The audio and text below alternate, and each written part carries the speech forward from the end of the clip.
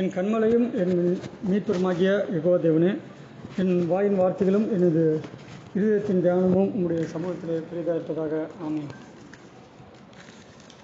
கிறிஸ்து இயேசுவுக்குள் அன்பாய் அழைக்கப்பட்ட சகோதர சகோதரிகளே, நம்முடைய பிதாவாகிய யெகோவா தேவனாலும் பிதாவின் குமாரனாகிய இயேசு கிறிஸ்துவின் நாமத்தினாலே அன்பின் நல்வாழ்த்துகள். இந்த நாளிலே நாம் தியானிக்கும்படியாக எடுத்துக்கொண்ட ஒரு வேத பாடத்தின் தலைப்பு, நோவாவின் நாட்களில் நடந்தது போல மனுஷகுமாரனுடைய நாட்களிலும் நடக்கும். இப்ப நோவாவின் நாட்களில் நடந்தது போல மனுஷகுமாரனுடைய நாட்களிலும் நடக்கும். இந்த கடைசி காலத்தில் வாழ்ற நமக்கு நம்ம எந்த விதத்தில் நம்ம ஒரு விசேஷித்தவர்கள் அப்படின்னா, கிறிஸ்துவனுடைய சரீரமாகிய சபை என்கின்ற ஒரு விசுவாசத்தோடு நம்பிக்கையோடு நம்ம இந்த வேத வசனத்தையும் வேதத்தையும் நம்ம தியானிக்கிறோம், படிக்கிறோம். அதே நேரத்தில் ஆராய்ச்சி பண்ணி பார்க்குறோம்.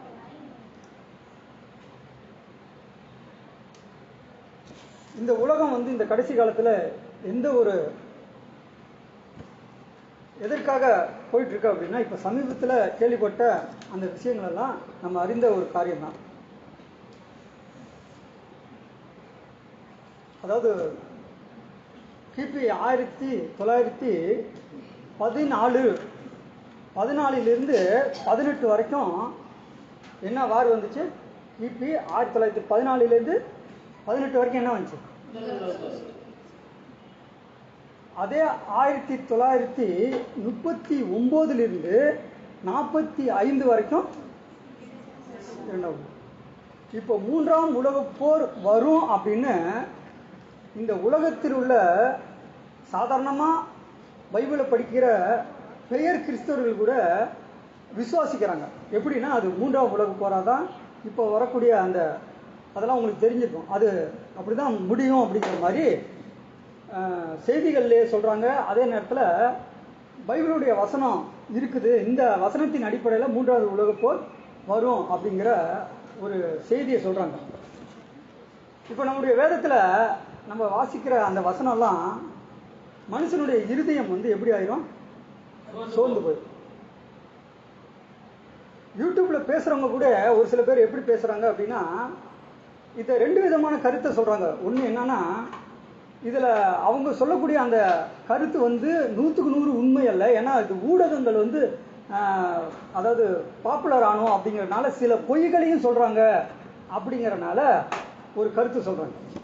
ஆனா நமக்கு தெரியும், நம்முடைய வேத வசனம் என்ன சொல்லுதோ அதன்படி தான் ஃபியூச்சர்ல எதிர்காலத்தில் நடக்கும். ஏன் அப்படின்னா, ஃபியூச்சர்ல நடக்கிறத நம்முடைய வேதம் சொல்லும். அதே நேரத்தில் இதுக்கு முன்னாடி நம்ம வாழ்ந்த காலத்துக்கு முன்னாடி இருந்த சம்பவங்களையும் சொல்லும், இப்போ நடக்கக்கூடிய காரியங்களையும் சொல்லும். அப்போ எந்த ஒரு வேதம் உலகத்தின் துவக்கத்தை எடுத்து சொல்லுதோ அந்த ஒரு வேதம் தான் உலகத்தோட முடிவையும் சொல்லும், உலக முடிவுக்கு பிறகு என்ன நடக்கும் அப்படிங்கிறதையும் சொல்லும். அந்த அடிப்படையில் எங்களுடைய வேதம் தான் உண்மையான வேதம் அப்படின்னு ஒரு குரூப் சொல்றாங்க அப்படின்னா, அது எந்த குரூப்பு? எங்களுடைய வேதம் தான் உண்மையானது, நம்முடைய பைபிள் தான், கிறிஸ்தவர்கள் தான் அப்படி சொல்றாங்க, நம்முடைய பைபிள் தான் கடவுளால் கொடுக்கப்பட்ட ஒரு வேதம், வார்த்தைகள் அப்படின்னு. அதே நேரத்தில் இஸ்லாமியர்களும் ஃபியூச்சரில் நடக்கக்கூடிய காரியங்களை குர்ஆன்லையும் நபிகள் எழுதியிருக்காங்க அப்படின்னு அவங்க சொல்லுவாங்க.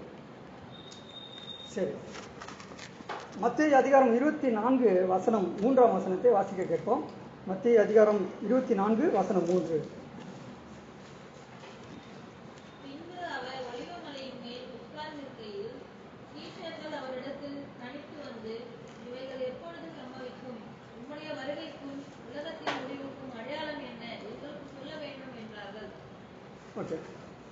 உம்முடைய வருகைக்கும் உலகத்தின் முடிவுக்கும் அடையாளம் என்ன, எங்களுக்கு சொல்ல வேண்டும் என்று சொன்னார்கள். இப்ப இந்த உலகம் அழிஞ்ச பிறகுதானே இயேசு கிறிஸ்துனுடைய வருகை வரும். இந்த உலகம் அழிஞ்ச பிறகுதானே இயேசு கிறிஸ்துனுடைய வருகை வரும். நல்லா மைனூட்டாக பாருங்கள். ஏன்னா இதை வச்சு தான் இதை நீங்கள் சொல்லக்கூடிய அந்த ஆன்சரை வச்சு தான் இந்த சப்ஜெக்டே இருக்கு. இந்த உலகம் அழிஞ்ச பிறகுதான் இயேசு கிறிஸ்துனுடைய வருகை வருமா, அல்லது இயேசு கிறிஸ்துனுடைய வருகை வரப்ப உலகம் அழியுமா? அவர் வந்த பிறகுதான் உலகம் அழியும். உங்களுடைய வருகைக்கும் உலகத்தின் முடிவுக்கும். அப்ப வருகைங்கிற வார்த்தையை முன்னாடி சொல்லிட்டாரு, உங்களுடைய வருகைக்கும் உலகத்தின் முடிவுக்கும். அப்ப வசனத்தின்படி ஃபர்ஸ்ட் வருகை வரும், அடுத்தது உலகத்தோட முடிவு வரும். இப்ப இதுல எந்த டவுட்டும் இல்லை, கிளியரா இருக்குல்ல? இதெல்லாம் பிலீவ் பண்றீங்களா? அவருடைய வருகைக்கு அப்புறம் தான் உலகம் அழியுங்கிறத பிலீவ் பண்றீங்களா எல்லாமே? ஓகேவா? சரி.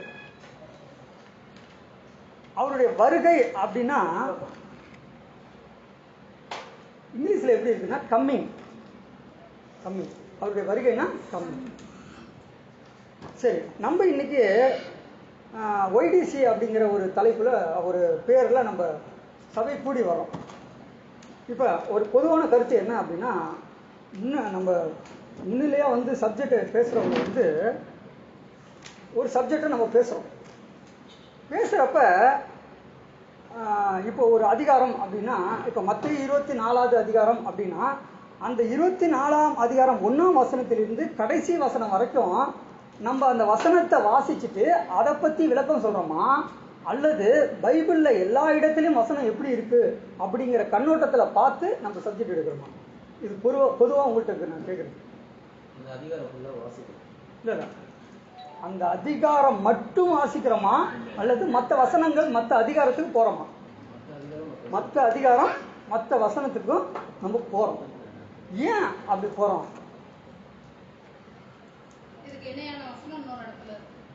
ஏன் போறோம்? இப்ப 24ஆம் அதிகாரத்தை நம்ம படிக்கிறோம். இன்னைக்கு இந்த 24ஆம் அதிகாரத்தை 1லிருந்து கடைசி வரைக்கும் படிச்சுட்டு அதை எக்ஸ்பிளைன் பண்ணிட்டு நம்ம போறோமா, அல்லது மற்ற அதிகாரம் மற்ற வசனங்களுக்கு நம்ம போறோமா? இது நம்ம சபையில் பார்க்கணும். அப்ப பைபிளை மற்ற அதிகாரத்திலும் மற்ற வசனங்கள் எப்படி சொல்லுது அப்படிங்கிற ஒரு கண்ணோட்டத்துல நம்ம ஆராய்ச்சி பண்ணி அந்த அடிப்படையில நம்ம முன் என்ன பண்றோம், தேவனுடைய செய்தியை, கடவுளுடைய வார்த்தையை பகிர்ந்துக்கிறோம். சரி, இது எந்த அடிப்படையில இருக்கு அப்படின்னா, எந்த அடிப்படையில் இருக்கும்?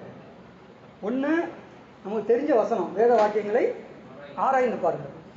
இன்னொன்னு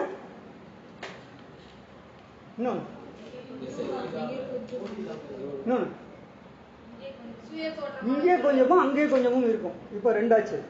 இன்னொன்னு, ஏன்னா இப்ப மற்ற சபைகள் பேர் கிறிஸ்தவர்கள் மத்தியில நீங்க போனீங்கன்னா ஒரு மெசேஜ் எடுக்கிற டைம் கம்மியா இருக்கும், ஆனா பாட்டு பாடக்கூடிய நேரம் அதிகமா இருக்கும். சாட்சி சொல்றது, கடவுள் எனக்காக இப்படி பண்ணாருன்னு சொல்லி சாட்சி சொல்ற டைமும் அதுவும் ஒரு டைம். அப்புறம் பாட்டு பாடுறது, ஜெபம் பண்றது, இப்படி. ஆனா மெசேஜ் எடுக்கிற டைம் அந்த அளவுக்கு இருக்காது, அந்த அளவு முக்கியத்துவமும் கொடுக்க மாட்டாங்க. ஆனா அவர்கள் மேக்சிமம் சப்ஜெக்ட் எடுக்கிறாங்க அப்படின்னா, யாரு பேர் கிறிஸ்தவர்கள் சப்ஜெக்ட் எடுக்கிறாங்கன்னா, மேக்சிமம் ஒரு அதிகாரத்துல 1ஆம் வசனத்திலிருந்து கடைசி வசனம் வரைக்கும் வாசிச்சுட்டு அந்த வசனம் இப்படி சொல்லுது அப்படின்னு சொல்லிட்டு கிரியேட் பண்ணி முடிச்சிருவாங்க. சில பேர் வேதத்தை ஆராய்ஞ்சு பார்க்கக்கூடியவங்க என்ன பண்ணுவாங்கன்னா, பைபிளுடைய வசனம் எப்படி இருக்குங்கிறத மற்ற அதிகாரத்தில் போய் பார்ப்பாங்க, மற்ற வசனத்தை ஒப்பிட்டு பார்த்து ஒரு விளக்கம் கொடுப்பாங்க.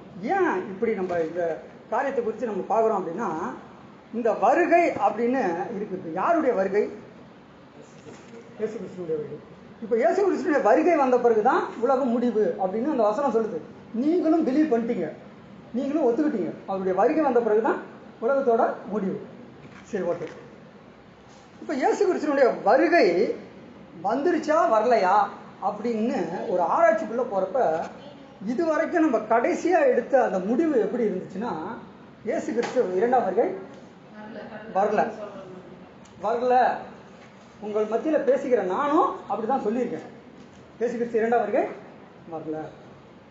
ஏன் அப்படி சொல்றோம் அப்படின்னா, ஒரு 2 வசனத்தை நம்ம மைனூட்டா பார்க்கிறோம். என்ன வசனம் அப்படின்னா,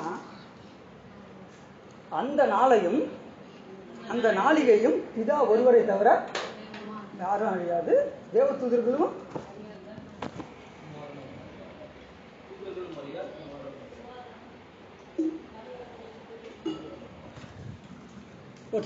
புரியுதுங்களா? அப்படிதான் தேவதூதர்களும் அறியார், குமாரனும் அறியார். ஆனால் குமாரனும் அறியார் அப்படிங்கிற வார்த்தை இன்னொரு வசனத்தில் இல்லை. இந்த வசனத்தில் குமாரனும் அறியார் அப்படின்னு இருக்கும், 2 வசனம் இருக்கும். இன்னொன்று அப்போஸ்தலர் 1:7, பிதாவானவர் ஆதீனத்திலே வைத்திருக்கிற காலத்தையும் வேலைகளையும் அறிகிறது உங்களுக்கு அடுத்ததில். அப்போ இதெல்லாம் இயேசு கிறிஸ்துவினுடைய 2ஆம் வருகை நம்ம பார்க்கக்கூடாது அப்படிங்கிற ஒரு மைண்ட் செட்டப் நமக்கு வந்துருச்சு. ஏன் அப்படின்னா அந்த நாளிகை பிதாவுக்கு தான் தெரியும்.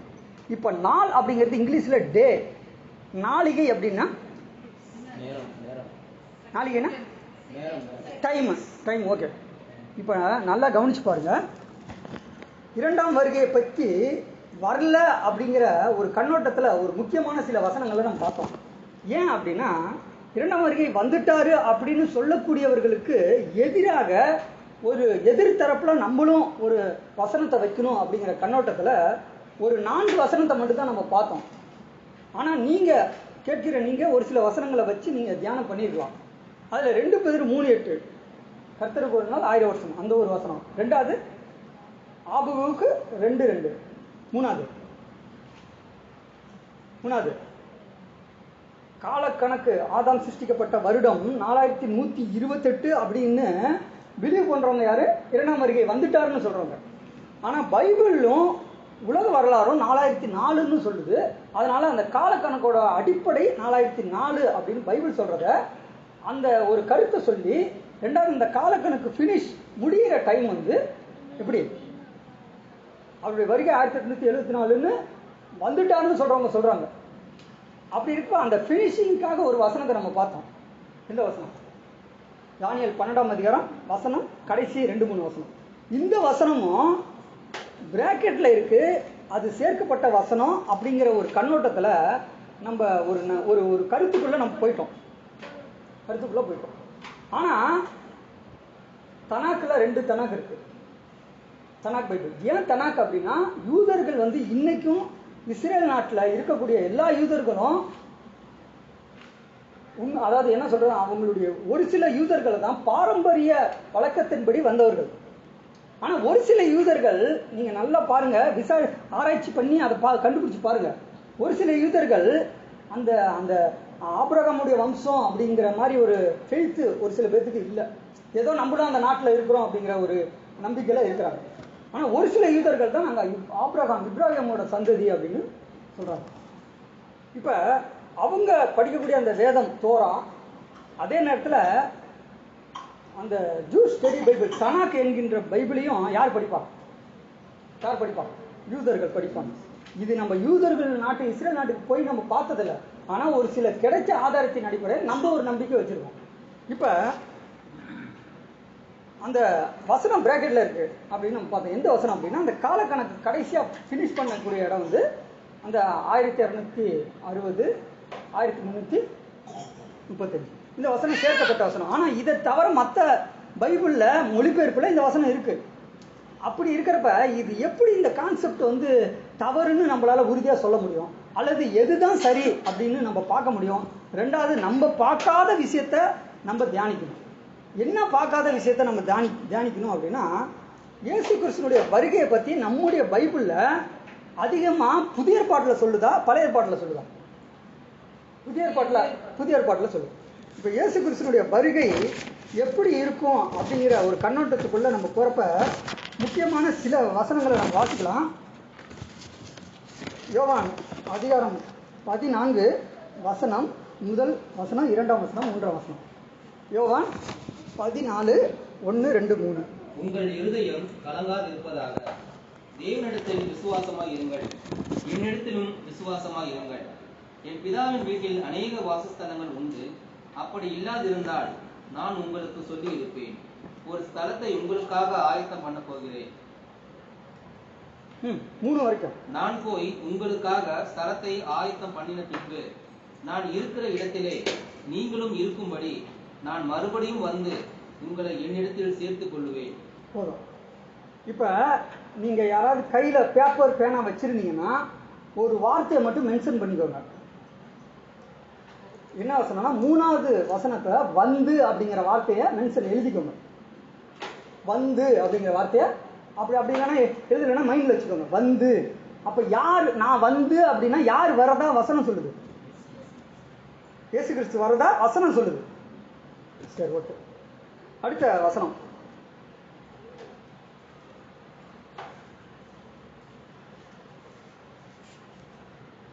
ஒன்று தெசலோனிக்கேயர் அதிகாரம் 4 வசனம் 17, 16, 17.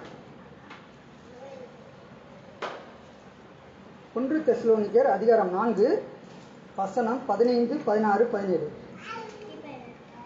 யெகோவாவுடைய வார்த்தையை முன்னிட்டு நாங்கள் உங்களுக்கு சொல்லுகிறதாவது, கர்த்தருடைய வருகை மட்டும் உயிரோடு இருக்கும் நாம் நித்திரை அடைந்தவர்களுக்கு முந்திக் கொள்வதில்லை. ஏனெனில் யெகோவா தாமே ஆரவாரத்தோடும் பிரதான தூதனுடைய இப்ப இந்த கர்த்தர் தாமே அப்படின்னு வாச்சத யெகோவா தாமேன்னு சகோதரர் வாச்சார். ஏன் அப்படின்னா பழைய ஏற்பாட்டுல கர்த்தர் அப்படின்னு இருக்கிறது வந்து அது யெகோவா தேவன் அப்படின்னு உறுதியா சொல்ல முடியும். பழைய ஏற்பாட்டுல கர்த்தர் அப்படின்னு வந்தாவே அது யெகோவா தேவனை குறிக்கும். ஆனா புதிய ஏற்பாட்டுல கர்த்தர் அப்படின்னு வந்துச்சுன்னா மேக்சிமம் அது யாரை குறிக்கும் அப்படின்னா அது இயேசு கிறிஸ்துவை குறிக்கும். ஏன்னா புதிய ஏற்பாட்டுல தேவன் அப்படின்னு வந்துச்சுன்னா அது வந்து பிதாவாகிய தேவனை குறிக்கிற மாதிரி அது படிக்கிறப்ப தான் நமக்கு தெரியும். இப்ப கர்த்தர் தாமே அப்படின்னா யெகோவா தாமே அப்படின்னு சகோதரர் படிச்சார். ஏன்னா இப்ப அந்த வசனத்துல நீங்க கர்த்தர் தாமேனே படிக்க. ஏனெனில் கர்த்தர் தாமே ஆரவாரத்தோடும் பிரதான தூதனுடைய சத்தத்தோடும் தேவ எக்காலத்தோடும் வானத்தில் இருந்து இறங்கி வருவார். அப்பொழுது கிறிஸ்துவுக்குள் மரித்தவர்கள் முதலாவது எழுந்திருப்பார்கள். பின்பு உயிரோடு இருக்கும் நாமும் கர்த்தருக்கு எதிர்கொண்டு போக மேகங்கள் மேல் அவர்களோடு கூட ஆகாயத்தில் எடுத்துக்கொள்ளப்பட்டு இவ்விதமாய் எப்பொழுதும் கர்த்தருடனே கூட இருப்போம். சரி, இப்ப கர்த்தர் தாமே அப்படின்னு இல்லையா, அந்த கர்த்தர் அப்படிங்கிற இடத்துல அது இயேசுவை மென்ஷன் பண்ணி நம்முடைய பைபிள் சொல்லுதா அல்லது யெகோவா தேவனை மென்ஷன் பண்ணி பைபிள் சொல்லுதா? புரியல. யெகோவா தேவன் அந்த வசனத்தை எழுதி யெகோவானே போட்டுக்கோங்க. ஓகேவா? யெகோவா. சரி, இப்ப பழைய ஏற்பாட்டுல தீர்க்க தரிசன ஆகமங்கள்ல யாரை குறிச்சு எழுதியிருக்கு, யாரு வருவா, யார் பெத்லகேம்ல பிறப்பா அப்படின்னு பழைய ஏற்பாட்டுல தீர்க்க தரிசன ஆகமங்கள்ல சங்கீதத்துல எழுதியிருக்கு. நீங்க சொல்லுங்க. இயேசு கிறிஸ்து வருவார். அப்ப தீர்க்க தரிசன ஆகமத்தின்படி இயேசு கிறிஸ்து பெத்லகேம்ல பிறந்தார். இதை நம்ம பழைய ஏற்பாட்டுல எங்க வாசிக்கிறோம்? மீகால வாசிக்கிறோம். அவருடைய புறப்படுதல் அனாதி நாட்களாய் இருக்குது. அப்ப இயேசு கிறிஸ்து இந்த பூமியில வந்தப்ப அவர் வந்து யார் அப்படின்னா தேவனுடைய ஒரே பேரான குமாரன். தேவனுடைய ஒரே பேரான குமாரன். இதை நீங்க சொல்லுங்க.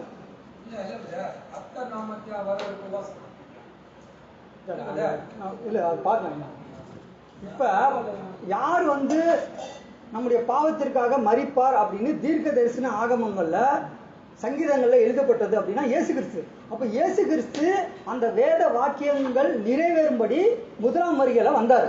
ஆனா எல்லாருக்கும் அவர் வந்து தேவனுடைய குமாரன் மேசியா அப்படிங்கறது அவங்களுக்கு தெரிஞ்சிச்சா அப்படின்னா இல்ல. அப்போஸ்தலர்களுக்கு அநேக அற்புதங்கள் இயேசு கிறிஸ்து செஞ்ச பிறகு அவங்க படிச்ச அந்த வசனத்தின் அடிப்படையில இவர் மேசியா அப்படிங்கறத சில நாட்களுக்கு பிறகுதான் அவங்களே உறுதிப்படுத்தினாங்க அப்போஸ்தலர்கள். ஆனா அப்படி இருக்கிறப்ப அப்ப இருந்த அந்த அவருடைய முதலாம் வருகையில இயேசு கிறிஸ்து வந்திருக்கிறாரு, அவர் தேவனுடைய குமாரன் அப்படின்னு யாருக்குமே தெரியல. யாருக்குமே தெரியலன்னா யாருக்கு தெரியல? யூதர்களுக்கு தெரியும். இன்னைக்கு தெரியுதா? இன்னைக்கு தெரியல. இன்னைக்கும் அவங்க மேசியாவாக ஏற்றுக்கொள்ளுங்க. முதலாம் வருகை அப்படிதான் இருந்துச்சு. ஆனா யாரு வந்து அவரு தேவனுடைய குமாரன் மேசியாங்கிறத கரெக்டா அனலைஸ் பண்ணாங்க? சீசர்கள். அப்படிங்கிறது 12 பேர் தான் சீசர்களா? அப்போஸ்தலர் அப்படின்னா அப்போஸ்தலர் எத்தனை பேர்? இப்ப இதையும் நம்ம பார்க்கணும். சில வசனத்தின் அடிப்படையில் நம்ம ஒரு கருத்தை சொல்றோம். என்னன்னா அப்போஸ்தலர்கள் 12 பேர், சீசர்கள் வந்து 100க்கும் மேற்பட்டவர்கள் எவ்வளோ? 120 அப்படிங்கிற மாதிரி. இப்ப இப்படிலாம் சீசர்களை அவர் அழைச்சாலும் கடைசி அப்போஸ்தலர்கள் அப்படின்னு 12 பேர்த்த தான் எடுத்தார். 12 பேர் தான்.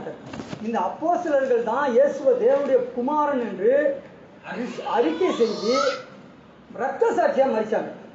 அப்ப முதலாம் வருகையில இயேசு கிறிஸ்து வந்தது யாருக்கும் தெரியல, சீஷர்களுக்கு மட்டும்தான்.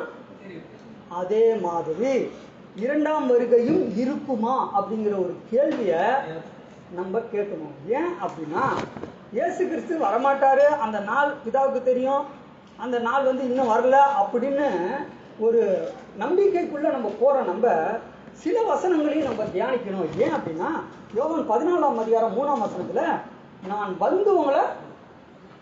உங்களை கூட்டிட்டு போறேன்னு சொன்னார். யார் தெளிவா தெரியுது, இயேசு கிறிஸ்து கூட்டிட்டு போறாங்க.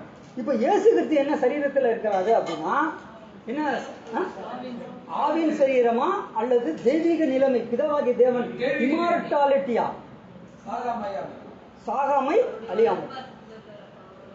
சாகாமை அழியாமையில அவர் இருக்கிறார்.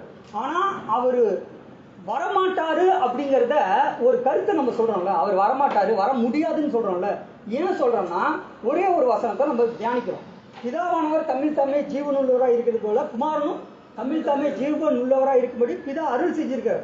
அதனால அவர் இனிமே வரமாட்டாரு அப்படிங்கிற ஒரு கருத்தை நம்ம சொல்றோம். ஏன்னா அவர் அந்த நிலைமையில கடவுளே வர முடியாது. அப்படி இருக்க கடவுளுடைய மகனும் அந்த நிலைமைக்கு போயிட்டாருன்னா அவர் வரமாட்டாரு அப்படின்னு ஒரு கருத்தை நம்ம சொல்றோம். அது ஒரு சிலருடைய நம்பிக்கை, விசுவாசமும் கூட. ஆனா வசனம் என்ன சொல்லுதுன்னா நான் வந்து கூட்டிட்டு போறேன்னு சொல்றேன்.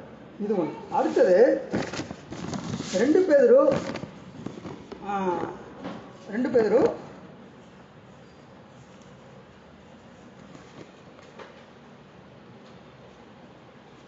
1 தெசலோனிக்கர் 4:15 நம்ம என்ன வாச்சோம்? 1 தெசலோனிக்கர் 4:15 கர்த்தர் தாமே ஆரவாரத்தோடும் பிரதான தூதனுடைய சத்தத்தோடும் தேவ எக்காலத்தோடும் வானத்திலிருந்து இறங்கி வருவார். இருங்க. இந்த கர்த்தர் புதிய பாட்டில் கர்த்தருங்கிற ஆராய்ச்சிக்குள்ள நம்ம கன்ஃபார்மா ஒரு ஆராய்ச்சிக்குள்ள நம்ம போகலாம்.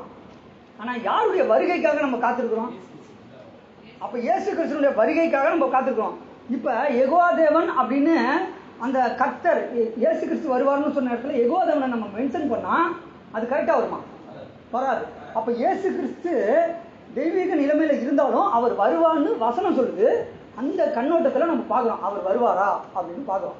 ஆனா வசனம் எப்படி சொல்லுதுன்னா நான் கூட்டிட்டு போறேன்னு சொல்றாரு. இன்னொரு இடத்துல பிரதான தூதனுடைய சத்தத்தோடும் தேவ எக்காலத்தோடும், அப்புறம் பிரதான தூதனுடைய சத்தத்தோடும் தேவ எக்காலத்தோடும் வானத்திலிருந்து இறங்கி வருவார். இப்ப வானத்திலிருந்து இறங்கி வருவாரு அப்படின்னா இதை நம்ம எப்படி தியானிக்கணும்? சரி, ஓகே. வானத்திலிருந்து இறங்கி அவர் என்ன நிலைமையில இருக்காரு அப்படின்னா என்ன நிலைமை? அந்த நிலைமையில அவர் இருக்கிறாருன்னா அவர் வருவாரு, வானத்திலிருந்து இறங்கி வருவார்னா நம்ம எப்படி தியானிக்கிறோம் அப்படின்னா இன்னைக்கு உலக கிறிஸ்தவர்கள் எப்படி தியானிக்கிறாங்கன்னா தேவ தூதர்கள் 2 சைடுல இருக்காங்க, இயேசு கிறிஸ்து சென்டரா இருக்கிறார், அவர் வானத்திலேருந்து மேகத்திலேருந்து இறங்குவாரு அப்படின்னு ஒரு இமேஜை காட்டுறாங்களா, ஒரு படத்தை காட்டுறாங்களா? ஏன் அப்படின்னா இந்த வசனம் அப்படி சொல்லுது. அவர் வானத்திலேருந்து இறங்கி வருவாரு, சென்டரா இருப்பாரு.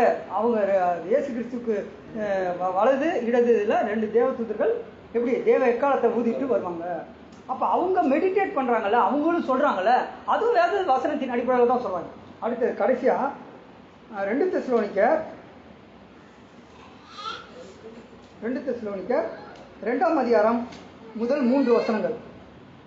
அன்றியும் சகோதரரே, நம்முடைய கர்த்தராகிய இயேசு கிறிஸ்துவின் வருகையும் நாம் அவரிடத்தில் சேர்க்கப்படுவதை குறித்து நாங்கள் உங்களை வேண்டிக் கொள்கிறது என்னவென்றால், ஒரே ஆவியினாராவது ஒரு ஆவியினாராவது வார்த்தையினராவது எங்களிடத்திலிருந்து வந்ததாய் தோன்றுகிற ஒரு நிருபத்தினராவது கிறிஸ்துவனுடைய நாள் சமீபமாய் இருக்கிறதாக சொல்லப்பட்டால் உடனே சஞ்சலப்படாமலும் கலங்காமலும் இருங்கள்.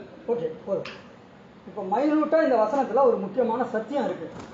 அதை நீங்க எத்தனை தடவை இந்த வசனத்தை நீங்க படிச்சிருப்பீங்க, எப்படி தியானிப்பீங்க அப்படின்னா அது உங்களுடைய ஒப்பீனியன். ஆனா இந்த வசனம் எப்படி சொல்லுதுன்னா பக்கம் மட்டும் சொல்லுங்க.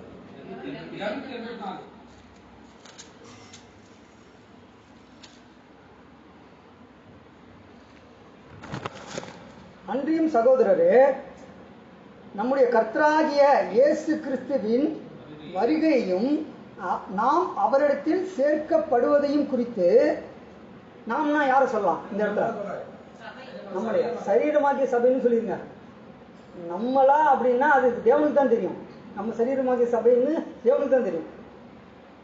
அன்றைய சகோதரே, நம்முடைய கர்த்தராகிய இயேசு கிறிஸ்துவின் வருகையும் நாம் சரீரமாகிய சபை 1,40,000 பேர் அவரிடத்தில் சேர்க்கப்படுவதையும் குறித்து நாங்கள் உங்களை வேண்டிக் கொள்கிறது என்னவென்றால், ஒரு ஆவியினாலாவது வார்த்தையினாலாவது எங்களிடத்திலிருந்து வந்ததாய் தோன்றுகிற ஒரு நிருபத்தினாலாவது கிறிஸ்துவனுடைய நாள் சமீபமாக இருக்கிறதாக சொல்லப்பட்டால் உடனே சஞ்சலப்படாமலும் கலங்காமலும் இருங்கள்.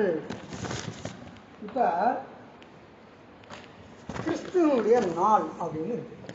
இப்ப இவ்வளவு நேரம் நம்ம பார்க்கிறோம் இயேசு கிறிஸ்துவனுடைய வருகை வருகை வருகை. மத்தேயு 24:3 வருகை. அப்புறம் இதுக்கு முன்னாடி வாசிச்ச வசனம் கர்த்தர் வானத்திலிருந்து இறங்கி வருவார் இயேசு கிறிஸ்து, அது வருகை. அப்படி இருக்கப்ப வருகையை பற்றி சொல்றப்ப அந்த வசனம் ஏன் வந்து இயேசு கிறிஸ்துவின் நாள், இயேசு கிறிஸ்துவின் நாள் அப்படின்னு இருக்கு அப்படிங்கிறத நீங்களே தியானிச்சு பாருங்க, ஆராய்ச்சி பண்ணி பாருங்க. ஏன் வருகையை பத்தி சொன்ன பிறகு கிறிஸ்துவோட நாள் அப்படி வரும்போது எப்படிப்பட்ட ஒரு மனநிலைமை வந்துடும் அப்படின்னா, சஞ்சலப்படாமலும் கலங்காமலும் இருங்கள் அப்படின்னா என்ன அர்த்தம்? சரி, நம்ம மனிதர்களா இருக்கோம், நம்ம என்ன தியானிப்போம், நம்ம எப்படி யோசிப்போம் அப்படின்னா, ஒருவேளை அவர் ஜட்ஜ்மெண்ட் பண்ண வராரு, நம்ம ஏதாவது பாவம் செஞ்சிருப்போமோ அதனால நம்ம கலங்காம இருக்கணும், எது நடந்தாலும் பார்த்துக்கலாம், அவர் கொடுக்கக்கூடிய அந்த கூலி அதை வந்து நம்ம வாங்கிக்கணும், அவர் கொடுக்கக்கூடிய அந்த தண்டனையை நம்ம ஏற்றுக்கணும் அப்படிங்கிற மாதிரி இந்த வசனம் சொல்ற மாதிரி இருக்கு. அப்படி இந்த வசனம் சொல்லுது அப்படின்னா, கர்த்தருடைய இயேசு கிறிஸ்துவின் வருகையை பற்றி நம்ம பார்க்கக்கூடிய அந்த வசனங்கள்ல கிறிஸ்துவனுடைய நாள் அப்படின்னு சில வசனங்கள் இருக்குது. ஏன் அப்படி இருக்குது? இப்ப இந்த கிறிஸ்துவின் நாள் அப்படிங்கிறத இப்ப லார்டு புதிய ஏற்பாட்டுல காட் அப்படின்னா கிரேக்க மொழியில எப்படி இருக்கு? புதிய ஏற்பாட்டுல காடுன்னு இருந்தா கிரேக்க மொழியில எப்படி இருக்கு? தியோஸ் தியோன்னு இருக்கு. அதே லார்டுன்னு இருந்துச்சுன்னா குரியோஸ். இப்ப இந்த வசனத்துல இது யெகோவா தேவனுக்கு பொருந்துமா இயேசு கிறிஸ்துவுக்கு பொருந்துமா அப்படிங்கிற ஒரு ஆராய்ச்சிக்குள்ள போறப்ப divine name KJV, the scripture, அப்புறம் Hebraic root bible, Hebrew root bible, இதுல சில பைபிள்ல யெகோவாவின் நாள் அப்படின்னு இருக்கு, யெகோவாவின் நாள் அப்படின்னு இருக்கு. ஓகேவா? இன்னும் சில பைபிள்ல உங்களுக்கு அனுப்பிச்சிருக்கேன், நேற்று அனுப்பிச்சேன், அதுல எப்படி இருந்துச்சு? கிறிஸ்துவின் நாள் இருக்கு. இந்த ரெண்டுத்துல எது உண்மை, இந்த ரெண்டுத்துல எது உண்மை அப்படிங்கிற ஒரு ஆராய்ச்சிக்குள்ளே இன்னும் நம்ம போல. யெகோவாவுடைய நாள் நீங்க சொல்லிட்டீங்கன்னா அந்த நம்பிக்கையில கடைசி வரைக்கும் இருக்கணும். யெகோவாவுடைய நாள். சரி, கர்த்தருடைய நாள், கர்த்தருடைய நாள்னு பழைய ஏற்பாட்டில் வசனங்கள்லாம் இருக்குல்ல, கர்த்தருடைய நாள் சமீபமா இருக்கிறது, அது வந்து ரொம்ப ரொம்ப அந்த அந்த நாள் வந்து ரொம்ப அப்படின்னு ஒரு சில வசனங்களை நம்ம படிச்சிருக்கோம். இப்போ இதுல கிறிஸ்துவின் நாள்னு இருக்கு. ஓகேவா? கிறிஸ்துவின் நாள் இருக்கு. ஆனா இதே ஒரு சில பைபிள்ல, எல்லா பைபிள்லையும் லார்டுன்னு மொழிபெயர்த்துட்டாங்க, அந்த லார்டை கர்த்தர்னு மொழிபெயர்த்தாங்க. சில பைபிள்ல யெகோவாவின் நாள் அப்படின்னு இருக்கு. இந்த ரெண்டுத்துல எது உண்மைங்கிறத நம்ம பார்க்கணும். ஏன் பார்க்கணும்னா, இப்ப இயேசு கிறிஸ்து இனிமே வரமாட்டாரு அப்படிங்கிற ஒரு நம்பிக்கையில நம்ம போறதுக்கு காரணம் என்னன்னா, அந்த வசனத்தை நம்ம பார்த்தோம். எது? தமிழ் ஜீவன் உள்ளவர் அப்படிங்கிற நிலைமையில யெகோவா தேவன் இருக்காரு, அதே நிலைமையில கிறிஸ்து இருக்காருன்னா அவரும் வரமாட்டாரு, அவர் இது வரைக்கும் வரல, அவர் வரவும் மாட்டாரு அப்படிங்கிற ஒரு நம்பிக்கையில இருக்கு. ஆனா வசனங்கள் என்ன சொல்லுது? யோவான் 14:3 நான் வந்து உங்களை கூட்டிட்டு போறேன்றாரு.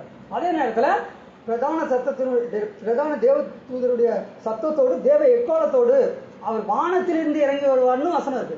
இப்ப ரெண்டுத்துல எது உண்மைங்கிறத பார்க்கணும். இன்னும் கூட சில வசனங்கள் இருக்கு. என்ன அப்படின்னா, அவருடைய வருகை எப்படி இருக்கும்? திருடன் வருகிற விதமா இருக்கும். யெகோவாவின் நாளா கிறிஸ்துவின் நாளா அதை பார்க்கணும். ஒண்ணு இது பண்ணிக்கணும். ஒண்ணு. அடுத்தது இப்ப சொன்னதே சொல்லுங்க. வானத்திலிருந்து தேவ தூதரோடு பிரதான சத்தத்தோடு வருவார். 2. அப்புறம் திருடன் வருகிற விதமாய். 3. அப்புறம் மின்னல் கிழக்கிலிருந்து தோன்றி மேற்கு வரைக்கும் பிரகாசிக்கிறது போல மனுஷனுடைய வருகை இருக்கும்.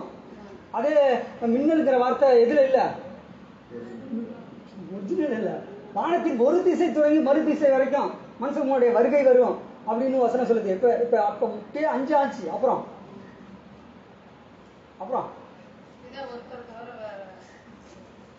எதுக்குனாலும் பிதா ஒருத்தர் தவிர அந்த நாள் அவருக்கு தெரியும். அவருடைய வருகையை பத்தி வசனம் எப்படி சொல்லுன்னா, திருடன் வருகிற விதமாக வரும். இன்னொன்னு கர்த்தருடைய நாள் வருகைன்னு சொல்லிட்ட வசனத்துல அடுத்தது என்ன சொல்லுது? கிறிஸ்துவின் நாள், கர்த்தரின் நாள். அந்த கர்த்தரின் நாள்ங்கிறது யெகோவா தேவனுக்கு பொருந்துமா இயேசு கிறிஸ்துவுக்கு பொருந்துமான்னு தெரியல, உறுதியா சொல்ல முடியல. ரெண்டாவது அப்புறம் திருடன் வருகிற விதமா, அப்புறம் பிரதான தேவதூதருடைய சத்தத்தோடு ஆரவாரத்தோடு வருவார், வானத்திலிருந்து இறங்கி வருவார். அப்புறம் அப்புறம் இன்னும் சில வசனங்கள் வாச்சோமே, இவை பொழுதுல மறுரூபம் மாறுது, அது எடுத்துக்கொள்ளப்படுது. சரி, இன்னும் ஒரு வசனம் அப்போஸ்தலர்ல அவங்க சொல்றாங்க 1ஆம் அதிகாரம் 19ல, எப்படி கலிலேயாகிய மனுஷரே நீங்க வானத்தை அண்ணாந்து பாக்குறீங்களே, உங்களிடத்திலிருந்து எப்படி எடுத்துக்கொள்ளப்பட்ட அந்த இயேசுவானவர் அடுத்தது எப்படி எடுத்துக்கொள்ளப்பட்டாரோ அதே மாதிரியே வருவேன்னு சொல்றார். அப்ப வருவார்னு பல வசனங்கள் இருக்கு. அப்படி இருக்கப்ப அவர் வரமாட்டாரு, அவர் தம்மை ஜீவனுங்கிற நிலைமையில இருக்காரு அப்படின்னு நம்ம ஒரு விசுவாசத்துக்குள்ள போனா நம்மளே எப்படி இன்னும் முழுமையா அறிஞ்சிக்கல அப்படின்னு தான் அர்த்தம். புரியுதுங்களா? இன்னும் முழுமையா அந்த ஏன் அப்படின்னா, இயேசு கிறிஸ்துனுடைய வருகையை நம்ம எப்படி மெடிடேட் பண்றோம்னா, வசனம் படிக்குதா, அந்த வசனத்தின் படி நம்ம ஈவிக்கிறோம். ஓகே, இப்படி இருக்கும் அப்படி இருக்கும்னு சொல்லிடுறோம். ஆனா நம்ம யாரு அப்படின்னா, நம்ம யார்? சாதாரண மனுஷங்க. ஆனா நம்ம எங்க இருக்கிறோம்? பூமியில இருக்கிறோம். பூமியே ஒரு பந்து, அதுல 7 கான்டினென்ட் கண்டங்கள் இருக்கு. இது மாதிரி எத்தனை கோள்கள் இருக்கு? 9 கோள். 10 கோள் இருந்தாங்க, இப்ப 8 கோளா 9 கோளான்னு தெரியல. அது சூரியனை சுத்துது. அப்ப சூரியன் சுத்துற அது ஒரு கேலக்சி, மில்கி வே கேலக்சி மாதிரி பல கேலக்சி எங்க இருக்குது? அண்ட வெளியில இருக்கு. இதெல்லாம் சேர்ந்து பிரபஞ்சம், யூனிவர்ஸ். இது மாதிரி எத்தனை யூனிவர்ஸ் இருக்கு?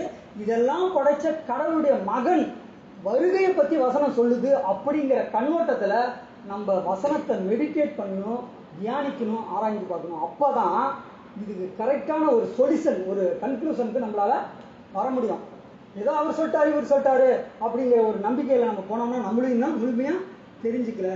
சரி, இன்னைக்கு நம்ம பார்க்கக்கூடிய அந்த வசனத்தை நம்ம ஒரு 2 நிமிஷம் பார்த்துட்டு இந்த பாடத்தோட தொடர்ச்சியை வரக்கூடிய நாட்கள்ல நம்ம தியானிக்கலாம், ஆராய்ச்சி பண்ணி பார்க்கலாம். ஆனா இன்னும் முடிவு கிடைக்கல. இன்னும் நமக்கு முடிவு கிடைக்கல. என்ன வசனம் அப்படின்னா, நோவாவின் நாட்களில் நடந்தது போல மனுஷகுமாரனுடைய நாட்களிலும் நடக்கும். வாசிங்க சார். நோவாவின் நாட்களில் நடந்தது போல மனுஷகுமாரனுடைய நாட்களிலும் நடக்கும். ஓகே, சரி. இப்ப டைம் ரொம்ப சீக்கிரமா முடிச்சாகும். இப்போ 1/2 hour ஆயிடுச்சு. நோவாவின் நாட்களில் நடந்தது போல மனுஷகுமாரனுடைய நாட்கள். ஏற்கனவே இதை வாட்ஸ்அப்பில் நிறைய வசனங்களை, தமிழ் பைபிளில் எத்தனை பைபிள் இருக்கு, அதில் ஒரு 7-8 பைபிள், இங்கிலீஷில் இருக்கிற பைபிள் எல்லாத்தையும் வாட்ஸ்அப்பில் அனுப்பிச்சாச்சு.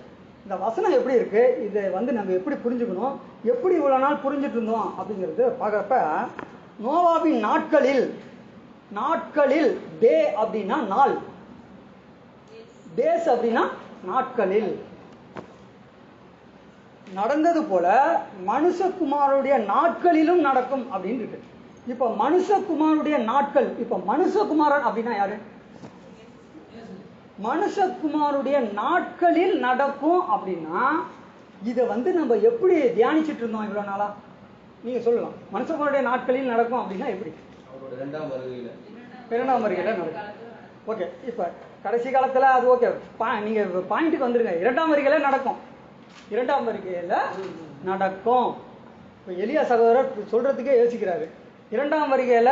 ஏன்னா இதுல நம்ம அறிவுக்கு ஏற்றபடி நம்ம ஜெயிச்சுட்டோம், அவங்க தோத்துட்டாங்க நம்ம. ஏன்னா நாங்க கண்டுபிடிச்சிட்டோம், பிரேக்கெட்ல வசனம் இருக்கு 1874 தப்பு. இது ஒரு போட்டி மாதிரி போவாமா, வசனம் இன்னும் எப்படியெல்லாம் சொல்லுது, அதுக்கும் நம்ம என்ன பண்ணணும், ஒரு சரியான இதை நம்ம புரிஞ்சுக்கணும். சரி, நோவாவின் நாட்களில் நடந்த போல மனுஷனுடைய நாட்களில் நடக்கும். மனுஷகுமாரன் இயேசு கிறிஸ்து, இயேசு கிறிஸ்துனுடைய நாட்களில் நடக்கும் அப்படின்னா இயேசு கிறிஸ்துனுடைய நாட்களில் நடக்கும் அப்படிங்கிற அந்த வசனத்தை நீங்க தமிழ் பைபிளில் எடுத்து நீங்க பார்த்தீங்கன்னா ஈஸி டு ரீட் வெர்ஷன் அந்த பைபிளில் எப்படி இருக்குன்னா, இப்போ நம்ம ஒரு நம்பிக்கையில் இருக்கிறோம்ல, என்ன நம்பிக்கையில் இருக்கோம்? இயேசு கிறிஸ்து இன்னும் வரல, அவர் வரப்ப சரீரம் எடுத்துக்கொள்ளப்படும் அப்படிங்கிற ஒரு நம்பிக்கையில் இருக்கோம்ல. இந்த நம்பிக்கையின் அடிப்படையில் இந்த பைபிளில் அப்படியே இருக்குது. இந்த பைபிளில் ஈஸி டு ரீட் வெர்ஷன் எப்படி இருக்கு? எப்படி இருக்குன்னா நீங்களே பாருங்க. நோவாவின் இப்போ இல்லை இப்போ நம்ம வாட்ச வசனம் வந்து லூக்கால வாட்சோம். இதே வசனம் மத்தேயுல வாசிக்க. மத்தேயு 24, 36, 37, 38. அந்த நாளையும் அந்த நாழிகையும் என் பிதா ஒருவர் தவிர மற்றொருவனும் அறியான், பரலோகத்தில் உள்ள தூதர்களும் அறியார்கள். நோவாவின் காலத்தில் எப்படி நடந்ததோ அப்படியே மனுஷகுமாரன் வரும் காலத்திலும் நடக்கும். வாசிங்க 38 வரைக்கும்.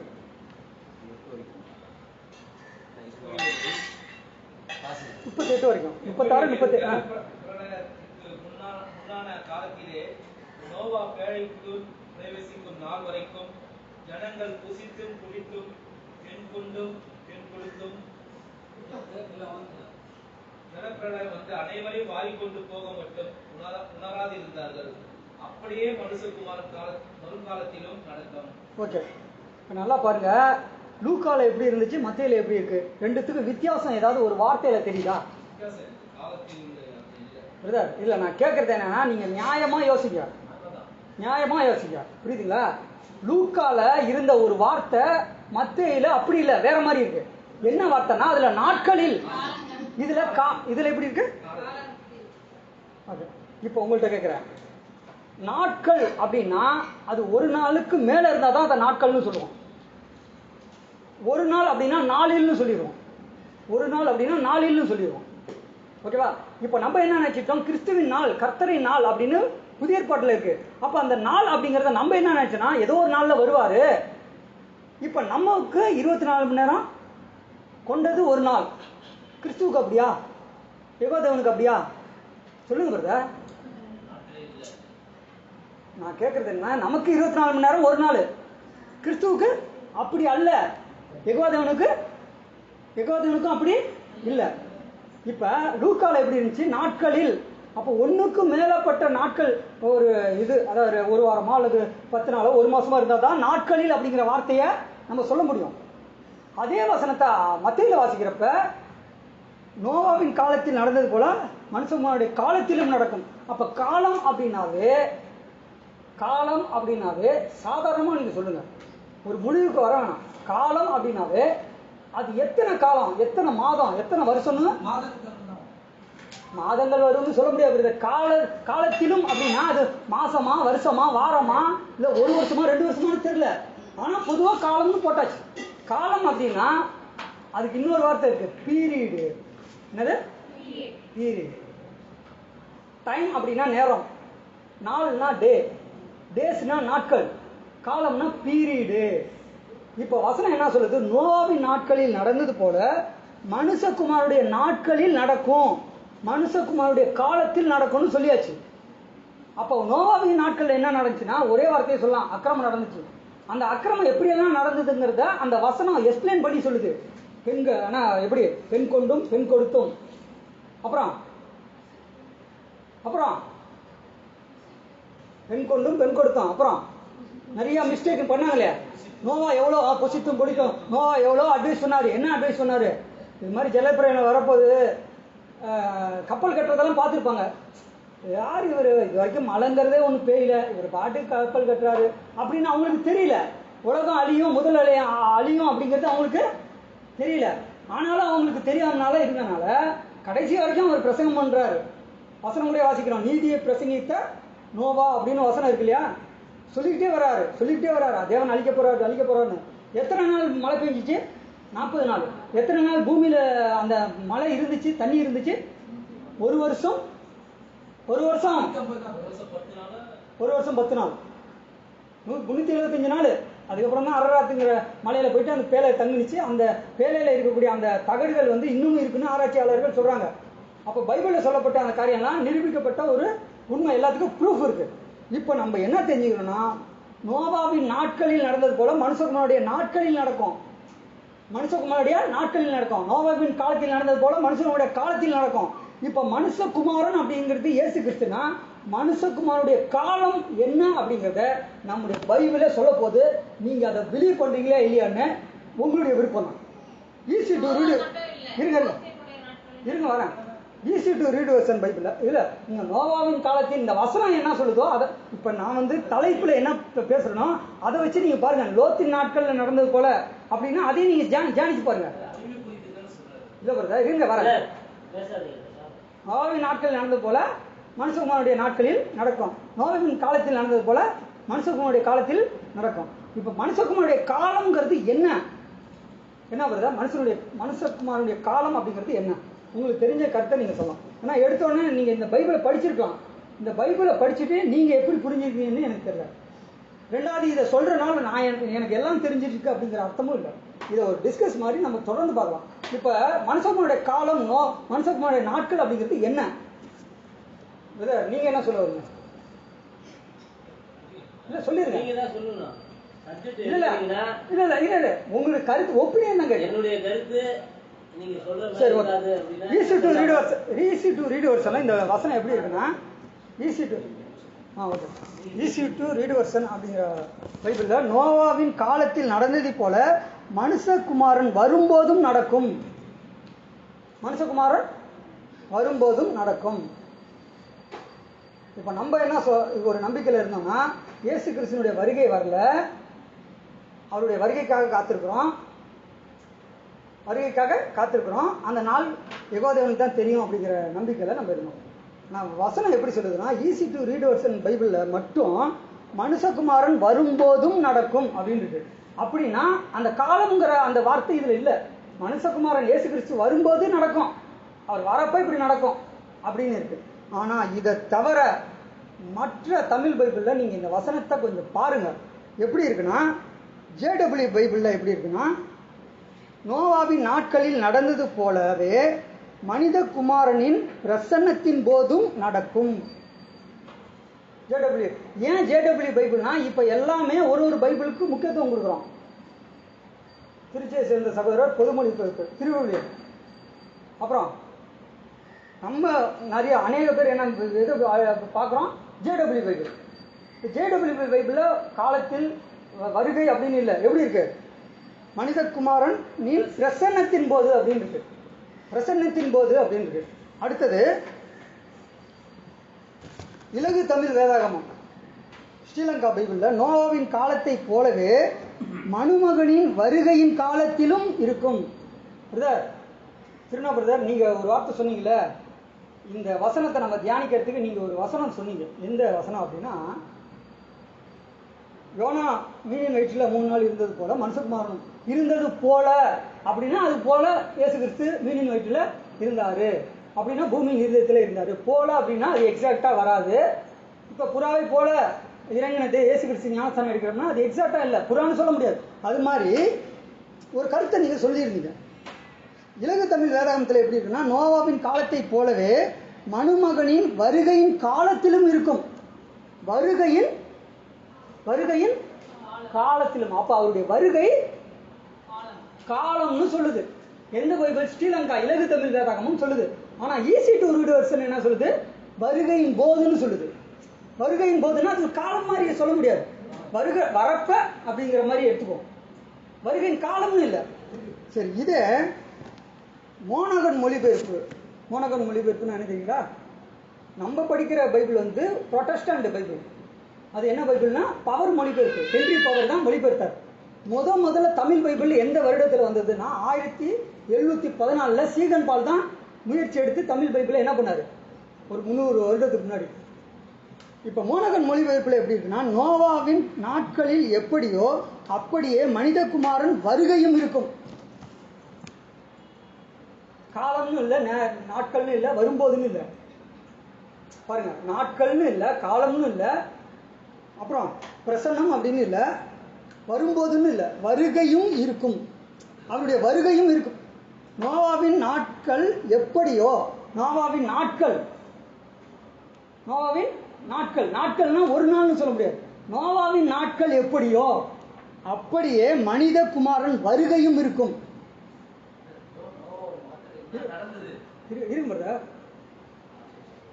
மனிதகுமாரன் நோவாவின் நாட்கள் என்ன நடந்துச்சுன்னா, ஒரே வார்த்தை சிம்பிளா சொல்லு, அழிவு நடந்துச்சு, அக்கிரமம் நடந்துச்சு.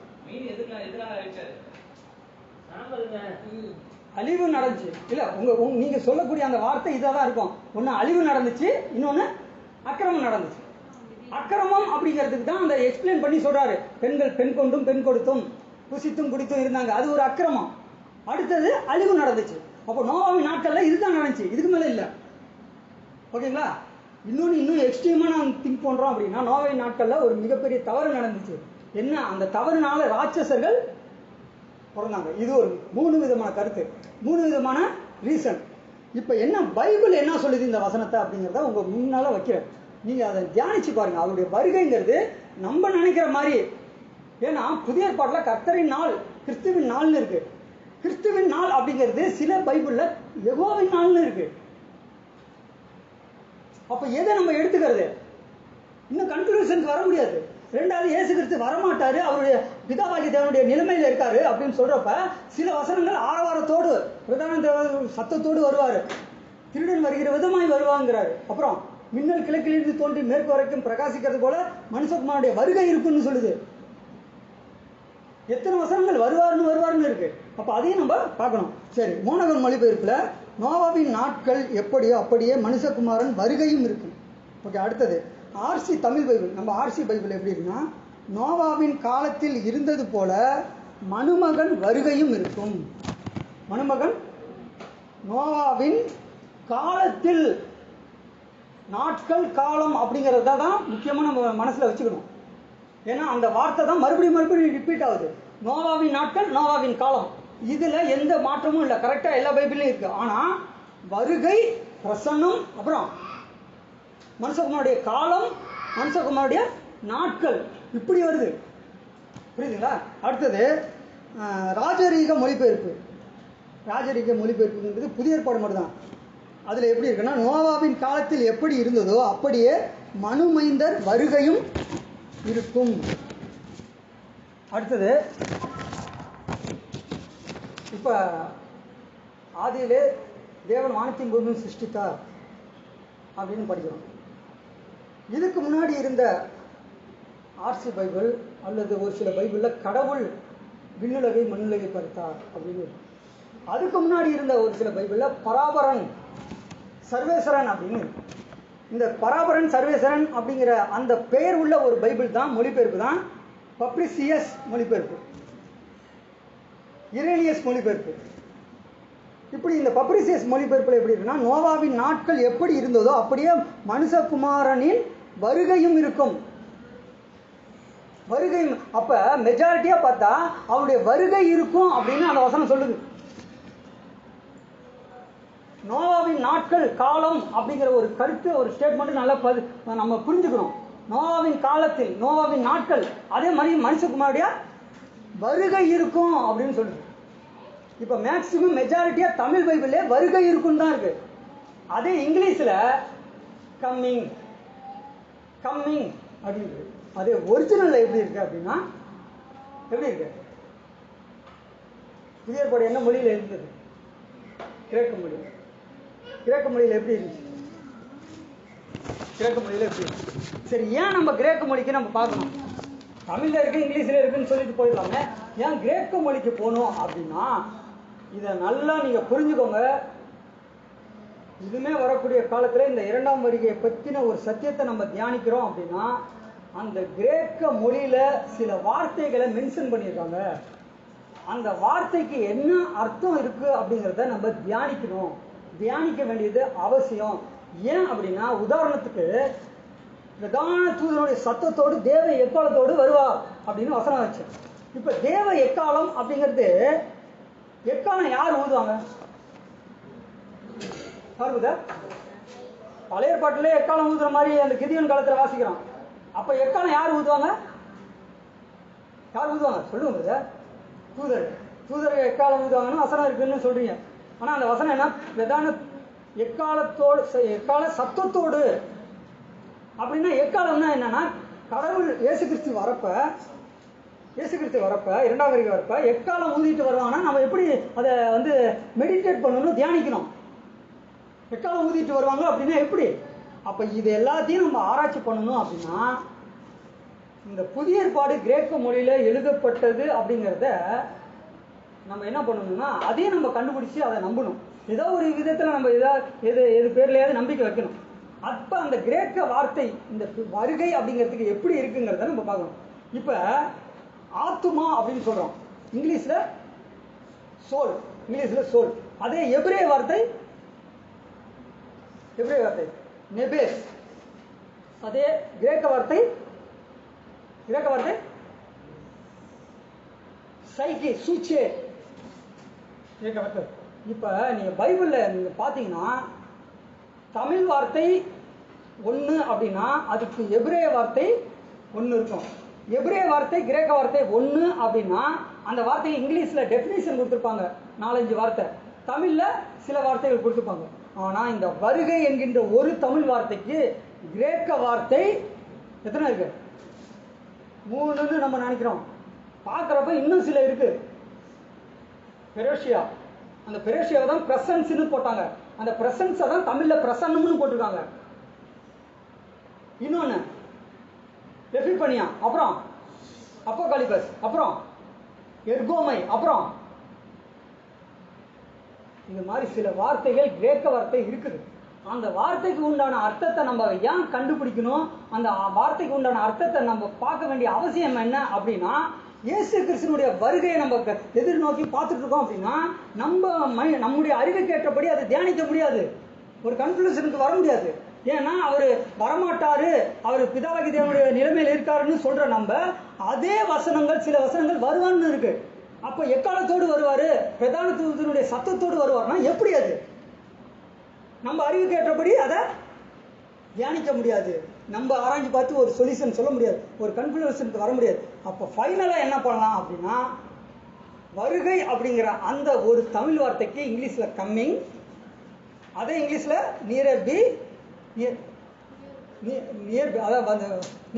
அருகில் அப்படிங்கிற மாதிரி வரும். அதே கிரேக்க வார்த்தை எப்படின்னா பெரோஷியா, எபிபனியா, அப்போகாலிபஸ், அப்புறம் எர்கோமை, இன்னும் சில வார்த்தைகள் இருக்கு. இந்த வார்த்தைகள்லாம் என்னத்தை சொல்லுது அப்படிங்கிறத, அந்த வார்த்தைக்கு உண்டான அர்த்தத்தை முதல்ல பார்க்கணும். ரெண்டாவது இந்த அர்த்தமுடைய அந்த வசனங்கள் எப்படி சொல்லுது அப்படிங்கிறத புரிந்து கொண்டாதான் இந்த இரண்டாம் வருகை பற்றின ஒரு விஷயத்துல நம்ம ஒரு முழுமையான தீர்வு நமக்கு எடுக்க முடியும். வரக்கூடிய நாட்களில் தொடர்ந்து இப்படிப்பட்ட சத்தியத்தை நம்ம தியானிக்க தேவன் தாமே கிருபை செய்வாராக. ஆமாம்.